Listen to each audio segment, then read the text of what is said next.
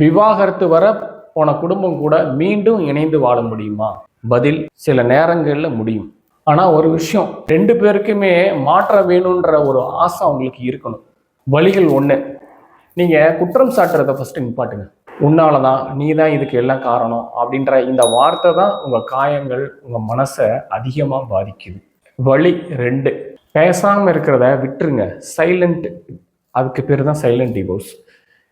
இதனால உங்கள் குடும்பம் மீண்டும் பாதிப்பு தான் அடையும். உங்கள் உறவை இது காப்பாற்றாது. மனசுக்குள்ள என்னன்றது பேசுனா அதுக்கு ரிசல்ட் உங்ககிட்டயே கிடைச்சிடும். வழி 3, ஈகோவை விட்டுருங்க. யார் ஜெயிச்சான்றது முக்கியம் இல்லை, குடும்பம் ஜெயிச்சுதா அதுதான் முக்கியம்.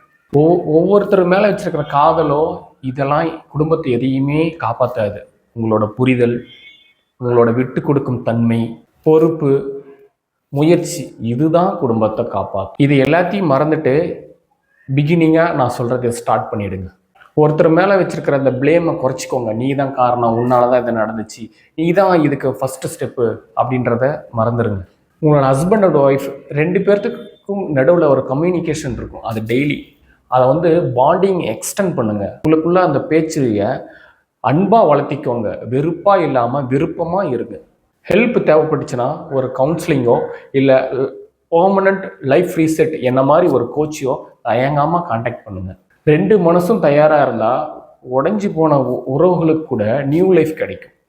குடும்பத்தை உடைக்கல, உடைந்த மனதை காப்பாற்ற. கடந்த காலத்தை மாற்ற முடியாது, எதிர்காலத்தை மாற்ற ஆரம்பிப்போம். Life reset now. இந்த வேதனையிலேருந்து நீங்கள் 100% ரிலீஃப் ஆகிறதுக்கு என்னோட பெய்ட் கோச்சிங் என் பயோலோட என்னோட லிங்க் இருக்குது. அதில் நீங்கள் தாராளமாக கான்டாக்ட் பண்ணலாம்.